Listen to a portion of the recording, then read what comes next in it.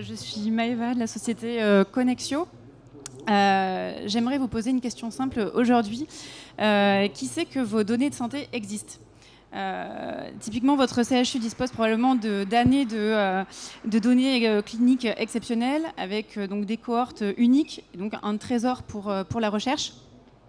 Mais concrètement, les chercheurs européens ne savent pas que vous les avez. Hop. Excusez-moi. Ils contactent du coup des dizaines d'hôpitaux au hasard, sans visibilité. Vous recevez des demandes inadaptées qui mobilisent vos équipes pour rien. Vous passez à côté de collaborations qui sont pertinentes et financées. Quel est le problème fondamental? Il n'existe pas de catalogue européen centralisé de données de santé disponibles. Et pourtant, le HDS arrive d'ici 2029. Et vous devrez structurer et publier justement vos données sur un catalogue. Autant anticiper cette obligation, justement, et en faire un avantage compétitif dès maintenant. Excusez-moi. Hop. Prenons donc Dataloom, c'est le nom de notre produit, c'est la marketplace européenne de la donnée de santé. J'aimerais illustrer justement le propos avec un cas concret et vous montrer en fait comment fonctionne la plateforme. Prenons le scénario suivant. Une recherche de cohorte en oncologie thoracique. Avec côté producteur, on va prendre le CHU de Lyon. Et côté consommateur, on va prendre un chercheur de l'INSERM Paris. Le CHU va disposer de 15 000 patients en oncologie thoracique, donc de 2018 à 2024, avec des données cliniques, imagerie, génomique, etc. Le problème initial, c'est que personne ne sait que ces données existent. Ils passent probablement à côté de nombreuses collaborations. Avec Dataloom, la connexion se fait grâce donc de leur serveur Fire en 3 clics, avec une extraction automatique de métadonnées, publication de leur catalogue sur la plateforme. Aucune donnée patient, évidemment, ne quitte l'hôpital. Seules les métadonnées sont publiées sur notre catalogue. Et la visibilité européenne est immédiate. Côté consommateur, donc le chercheur de l'INSERM de Paris, qui va chercher des cohortes françaises récentes de cancer du poumon avec séquençage génomique, minimum 5000 patients.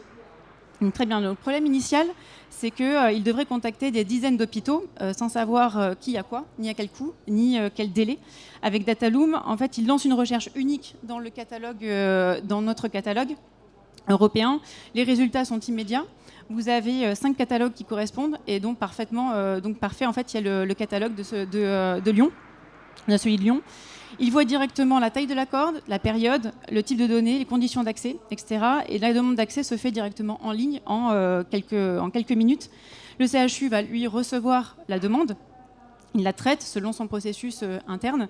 Et ensuite, s'il y a une validation, la transaction est automatisée et la redevance sera versée directement au CHU.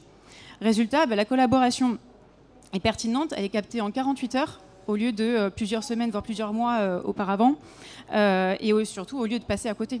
Les bénéfices, notamment en tant que producteur de données, zéro coût de mise à disposition pour vous, des nouveaux revenus via les redevances sur chaque accès validé, un gain de temps, demande préqualifiée et standardisée, une visibilité qui est européenne, et notamment une conformité RGPD et HDS by design.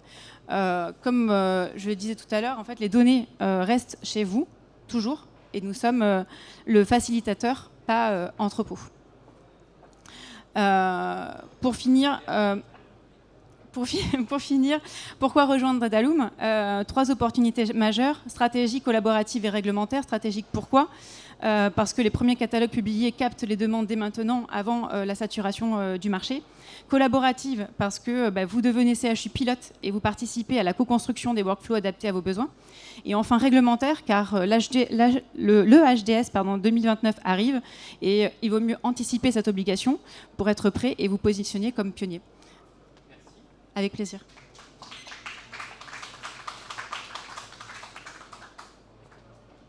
Alors peut-être j'ai une question, c'est votre modèle économique, vous l'avez pensé tourné vers qui? Vers les demandeurs ou vers les bénéficiaires? Vers les consommateurs. Vers les consommateurs, donc effectivement.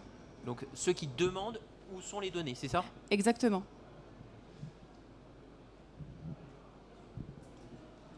Pardon.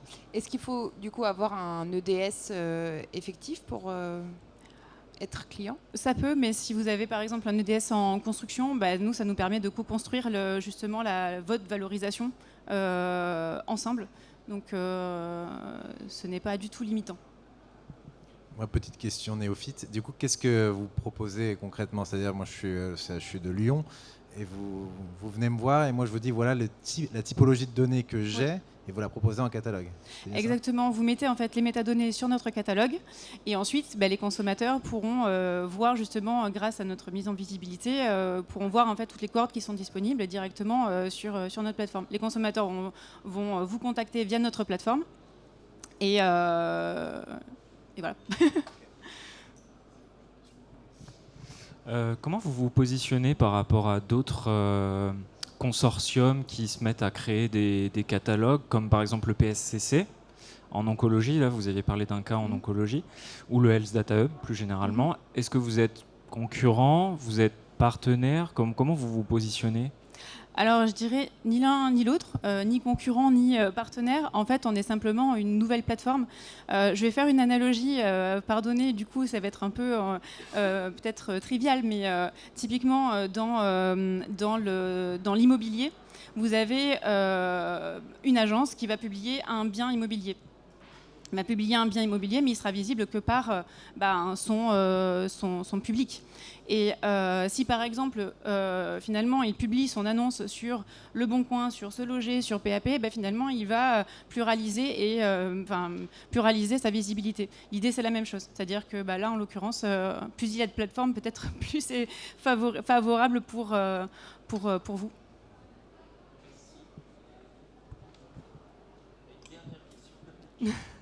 Vous évoquez 2029 et la saturation du réseau, de la visibilité. Du coup, pour votre entreprise, c'est quoi qu'est-ce qui se passe en 2029?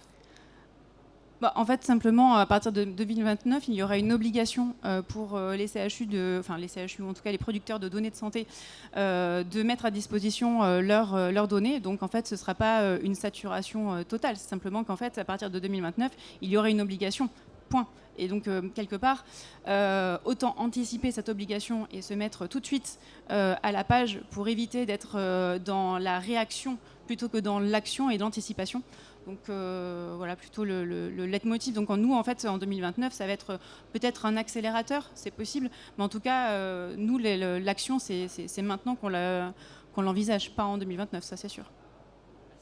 Avec plaisir.